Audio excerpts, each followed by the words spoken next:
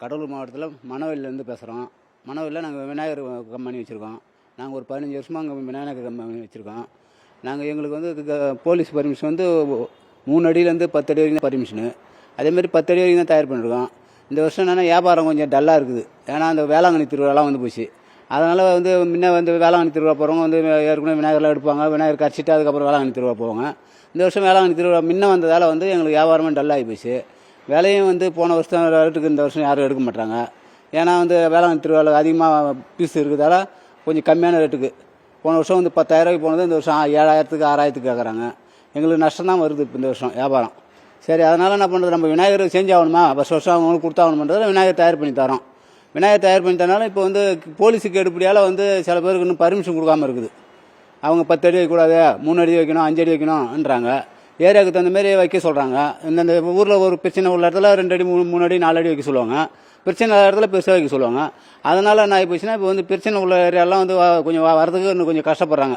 Permission வாங்கி தான் வரணும். நாங்கள் ஃபோன் பண்ணால் இல்லை போலீஸ் பர்மிஷன் வாங்கி தான் வரணும், எங்களை வந்து பெரிய பீஸ் வைக்கணுன்றாங்க, சின்ன பீஸ் வைக்கணுன்றாங்க.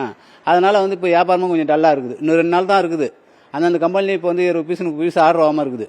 போன வருஷம் நான் 100 பீஸ் ஆர்டர் பண்ணோம். 2 நாளுக்கு முன்னே முடிஞ்சு போச்சு. இந்த வருஷம் நான் 70 பீஸ் தான் ஆர்டர் பண்ணுறேன். 70 பீஸுக்கு இன்னும் வந்து 20 பீஸ் ஆர்டர் ஆகாமல் இருக்குது.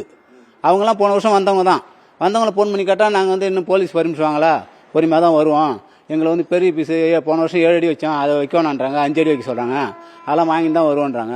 அதனால் வியாபாரம் கொஞ்சம் 2 நாள் தான் இருக்குது. வியாபாரம் வந்து ரொம்ப டல்லாக இருக்குது. ஒவ்வொரு கம்பெனி பிரகாரம் வந்து ஒரு 20 பீஸ் 30 பீஸ் ஆர்டர் ஆகாமல் இருக்குது. அதெல்லாம் நின்று போச்சுன்னா எங்களுக்கு வந்து நாங்கள் எங்களோட உழைப்பே போச்சு.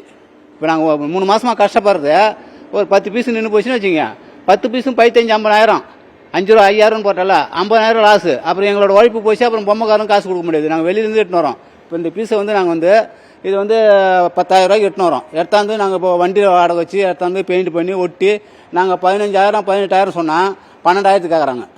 இப்போ இந்த பீஸுக்கே எங்களுக்கு 2,000 3,000 லாஸ் ஆகுது.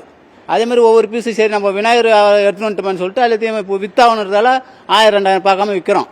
விற்றாலும் எங்களுக்கு நஷ்டம் வருது.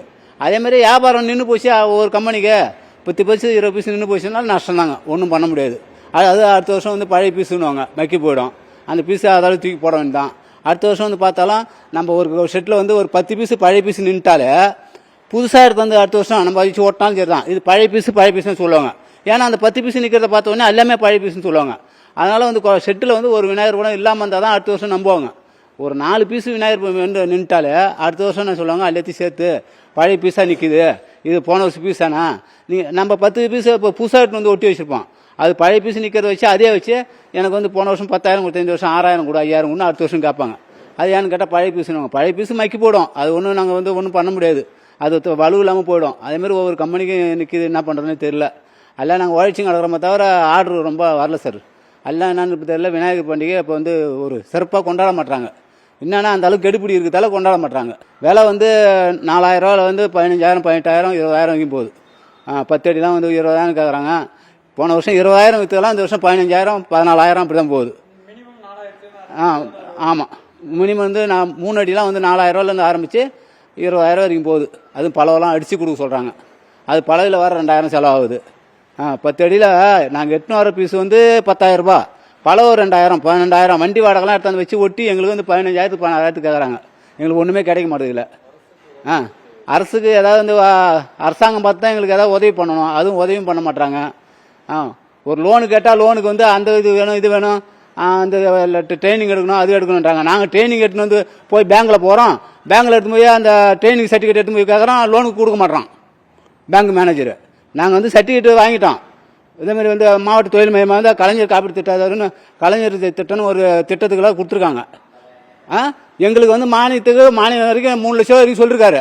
தலைவர் வந்து முதலமைச்சர் வந்து 3 லட்சம் வரைக்கும் கொடுத்து சொல்லியிருக்காரு. நாங்கள் அந்த மானியத்துக்காக நான் எல்லாத்தையும் முடிச்சு ட்ரைனிங் சர்டிஃபிகேட் எடுத்து போய் பேங்கில் போகும்போது 50,000 தட்டுமா 20,000 தட்டுமாட்டாங்க. அது எங்களுக்கு தேவையில்லையாது. எதுக்காக நாங்கள் வந்து ஒரு திட்டத்தை அறிவிக்கிறாங்க, நாங்கள் அது அறிவித்த பிறகு நாங்கள் போய் சர்டிஃபிகேட் வாங்கி போன பிறகு பேங்க் மேனேஜர் கொடுக்க மாட்டாங்க. சர்டிஃபிகேட் முடிஞ்சு இப்போ 10 நாள் ஆகிப்போச்சு. நாங்கள் ட்ரைனிங் சர்டிஃபிகேட்னு அதை எடுத்து போனால் 50,000 கொடுப்போன்றாங்க. மானியன்னு 3 லட்சம் வரைக்கும் சொல்லிருக்காங்க எங்கள் பொம்மை தொழிலுக்கு. 50,000 மேலே தர மாட்டாங்க. அதை வாங்கி நாங்கள் என்ன பண்ணுறது? அது வாங்க தேவையில்ல. அதுக்கு நாங்கள் ஒரு குழுவில் லோன் எடுத்து கட்டிட்டு போவோம் சார். இப்போ அந்த சூழ்நிலை இருக்குது. இப்போ மாவட்ட தொழில் மையம் மூலயமா வந்து கலைஞர் திட்டம்னு போட்டிருக்காங்க. அந்த திட்டத்தில் தான் நாங்கள் வந்து ட்ரைனிங் போயிருக்கோம். ட்ரைனிங் போய் எடுத்து இப்போ வந்து சர்டிஃபிகேட் கொடுத்துட்டாங்க எங்கிட்ட. அந்த சர்டிஃபிகேட் பேங்கில் எடுத்து போனால் திரும்பி கூட பார்க்க மாட்டாங்க. அது என்ன பண்ணுறது அப்புறம்? அதேமாதிரி நிறைய கம்பெனிக்காரங்களும் அப்படி போய் இந்த டைமில் வேலை டைமில் ஏதாவது காசு கிடச்சி ஏதாவது வேலை பார்க்கலான்னு பார்த்தா இது வரைக்கும் யாருக்கும் லோனை கொடுத்த பாடு கிடையாது. ஒரு பொம்மைக்காரங்களும் அறிவிச்சிட்டாங்க, 2 மாதத்துக்கு முன்னே அறிவிச்சாச்சு. செய்திகளை உடனுக்குடனும் துல்லியமாகவும் தெரிந்து கொள்ள சப்ஸ்கிரைப் பண்ணுங்க.